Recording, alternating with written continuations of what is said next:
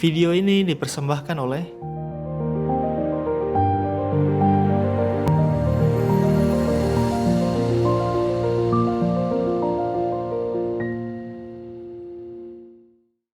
Assalamualaikum warahmatullahi wabarakatuh.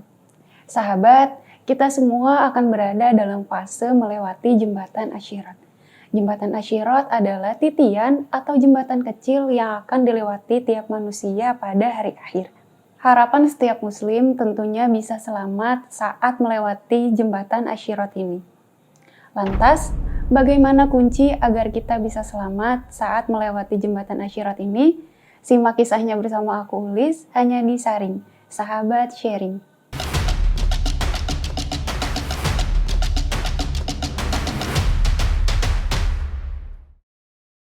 Seperti yang kita ketahui, bahwa seluruh makhluk akan musnah ketika hari kiamat tiba. Di antara fase menegangkan yang akan dialami manusia adalah melintasi jembatan Asyirat. Jembatan Asyirat adalah jembatan yang berada persis di atas neraka dan merupakan jalan menuju ke surga. Setiap orang akan dimintai untuk melintasi jembatan yang tipis dan tajam ini, yang berada persis di atas neraka. Bahkan lebih tipis dari helaian rambut dan lebih tajam daripada pedang.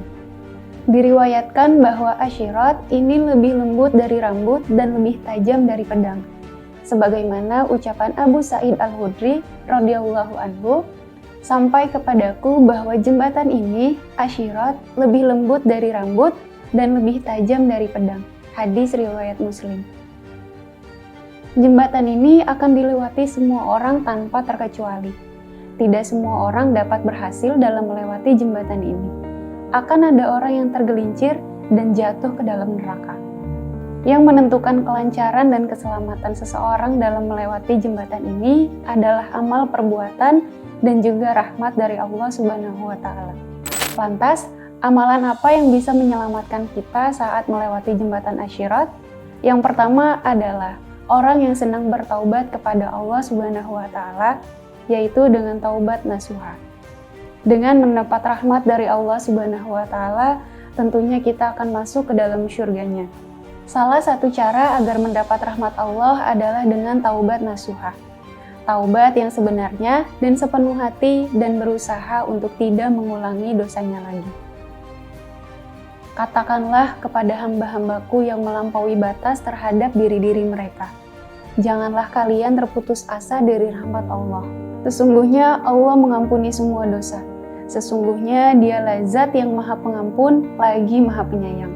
Maka kembalilah kepada Rabb-Mu dan berserah dirilah kepadanya sebelum datangnya azab, kemudian kalian tidak dapat lagi mendapatkan pertolongan. Quran Surat Az-Zumar ayat 53 dan 54. Lalu yang kedua adalah orang yang senang berjalan ke masjid dalam keadaan gelap, dengan tujuan untuk mengerjakan sholat wajib. Cahaya yang sempurna pada hari kiamat adalah jaminan bagi siapa saja yang mengerjakan amalan tersebut. Sebagaimana hadis yang artinya, berilah kabar gembira kepada orang-orang yang berjalan menuju masjid-masjid dalam keadaan gelap dengan cahaya yang sempurna pada hari kiamat. Hadis riwayat Ibnu Majah. Lalu yang ketiga adalah orang yang senantiasa meningkatkan keimanannya. Orang mukmin berada di atasnya, atas sirat. Ada yang secepat angin, ada yang secepat kuda yang amat kencang berlari, dan ada yang secepat pengendara. Maka ada yang selamat setelah bertati-tati, dan ada pula yang terlemparkan ke dalam neraka.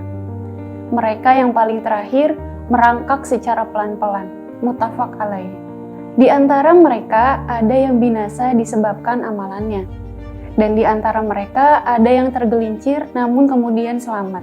Muttafaq alaih. Wallahu a'lam bishawab. Sahabat, semoga kita selalu diberikan petunjuk oleh Allah Subhanahu wa Ta'ala untuk senantiasa meningkatkan keimanan dan ketakwaan kita kepada Allah Subhanahu wa Ta'ala. Sekian dulu video sharing dari Ulis.